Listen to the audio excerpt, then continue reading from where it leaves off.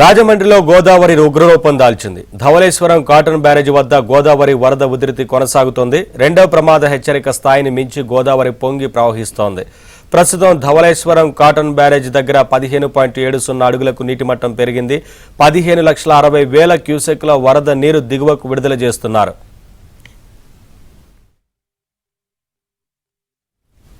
Dhavaleswaram cotton barrage దగ్గర గోదావరి వరద ఉధృతిపై మరింత సమాచారం మా ప్రతినిధి రాజబాబు అందిస్తారు. గోదావరి మహోగ్ర రూపం దాల్చి పొంగి ప్రవహిస్తుంది. ఎగువ ప్రాంతాల నుంచి భారీ స్థాయిలో గోదావరిలో వరద నీరు చేరటం వల్ల గోదావరి వరద ఉధృతి పెరుగుతుంది. గత 10 రోజులుగా కూడా గోదావరి ఉరవళ్ళు తొక్కుతూ అఖండ గోదావరిగా ప్రవహిస్తుంది. ప్రస్తుతం మనం కాటన్ బ్యారేజీ దగ్గర ఉన్నాము. ఎగువ ప్రాంతాల నుంచి భారీ స్థాయిలో ఇక్కడ ధవళేశ్వరం కాటన్ బ్యారేజీ వద్ద గోదావరి నీరు చేరుతుంది. ఈ నేపథ్యంలో గోదావరి వద్ద వరద ఉధృతి కూడా క్రమంగా పెరుగుతుంది. ఇప్పటికే పోలవరం ఎగువ ప్రాంతం నుంచి భద్రాచలం నుంచి కూడా భారీ స్థాయిలో గోదావరి ధవళేశ్వరం కాటన్ బ్యారేజీ వద్దకు వస్తున్న దృశ్యాలు కూడా మనం విజువల్స్లో చూడవచ్చు. అఖండ గోదావరిగా ఎగువ ప్రాంతాల నుంచి గోదావరమ్మ పొంగి ప్రవహిస్తూ ధవళేశ్వరం కాటన్ బ్యారేజీకి వద్దకు వస్తున్న దృశ్యాలను కూడా మనం విజువల్స్లో చూడవచ్చు. ప్రస్తుతం మనం ధవళేశ్వరం కాటన్ బ్యారేజీకి సంబంధించి కుడివైపున ఉన్నాము. కుడివైపున ఎగువ ప్రాంతాల నుంచి భారీ స్థాయిలో గోదావరమ్మ పొంగి ప్రవహిస్తూ పరవళ్ళు తొక్కుతూ కాటన్ బ్యారేజీ దగ్గరికి ప్రవహిస్తున్న దృశ్యాలను కూడా విజువల్స్లో చూడవచ్చు. ప్రస్తుతం ధవళేశ్వరం కాటన్ బ్యారేజీ వద్ద రెండవ ప్రమాద హెచ్చరిక స్థాయిని మించి గోదావరి వరద ఉధృతి కొనసాగుతుంది.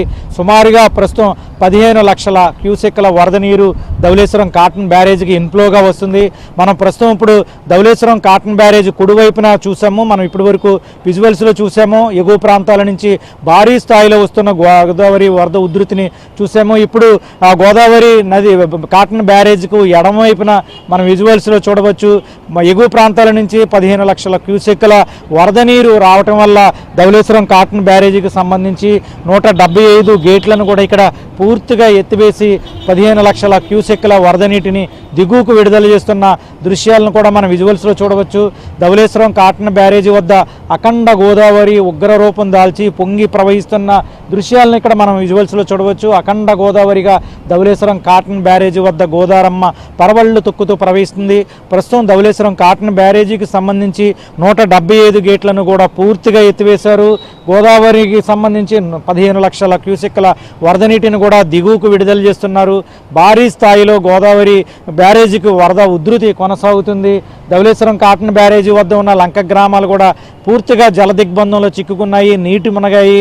ఇక్కడ గోదావరి గత 10 రోజులుగా ఎగువ ప్రాంతాల్లో కురుస్తున్న భారీ వర్షాలు గోదావరి ఉగ్రరూపం దాల్చి పొంగి ప్రవహించడం వల్ల గోదావరి పరివాహక ప్రాంతంలో ఉన్న లంక గ్రామాలన్నీ కూడా జల దిగ్బంధంలో చిక్కుకున్నాయి. ఇక్కడ ప్రజలంతా కూడా నాటు పడవలపైనే ప్రయాణం సాగిస్తున్నారు. అల్లూరి సీతారామరాజు జిల్లాలో సుమారు 100కు పైగా గ్రామాలు జల దిగ్బంధంలో చిక్కుకున్నాయి. నాటు పడవలపైనే ప్రయాణం సాగిస్తున్నారు. రాకపోకలు కూడా స్తంభించాయి. తూర్పుగోదావరి జిల్లాకు సంబంధించి తూర్పుగోదావరి జిల్లా రాజమండ్రి పరివాహక ప్రాంతంలో ఉన్న నది మధ్యలో ఉన్న 5 లంక గ్రామాలు నీట మునిగాయి. లంక గ్రామాల ప్రజలను పునరావాస కేంద్రాలకు తరలించారు. ఇక అంబేద్కర్ కోనసీమ జిల్లాకు సంబంధించి 75 గ్రామాల వరకు ఇక్కడ జల దిగ్బంధంలో చిక్కుకున్నాయి. లంక గ్రామాలకు సంబంధించి పునరావాస కేంద్రాలకు తరలించేందుకు అంబేద్కర్ కోనసీమ జిల్లాలో 75 పునరావాస కేంద్రాలు ఏర్పాటు చేశారు. మొత్తం అంబేద్కర్ కోనసీమ జిల్లాలో వరద ప్రభావం ఎక్కువ ఉంది. ముఖ్యంగా చూస్తే కనుక అక్కడ 15,000 కుటుంబాలు ఇక్కడ వరద ప్రభావిత ప్రాంతాల్లో ఉన్నట్టు అధికారులు గుర్తించారు. వాళ్ళందరికీ కూడా రాష్ట్ర ప్రభుత్వం అందించిన తక్షణ సహాయాన్ని ఇక్కడ నిత్యావసర సరుకులను కూడా పంపిణీ చేస్తున్నారు. ఈరోజు ఇక్కడ మంత్రుల బృందం కూడా తూర్పుగోదావరి అంబేద్కర్ కోనసీమ జిల్లాల్లో పర్యటించి గోదావరి వరదల వల్ల ప్రజలు ఇబ్బందులు పడుతున్న పరిస్థితిని, ముఖ్యంగా వేలాది ఎకరాల్లో పంటలో నీట మునిగాయి, రైతన్నలు నష్టపోయారు. వరి నారుమళ్ళు, వరి పంటలు, ఉద్యాన పంటలతో పాటు కాయగూర పంటలు కూడా నీట మునిగాయి.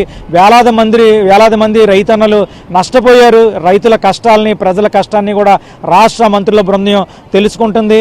ఇప్పటికే రాష్ట్ర ప్రభుత్వం ప్రకటించిన నిత్యావసర సరుకులను బాధితులకు పంపిణీ చేస్తున్నారు.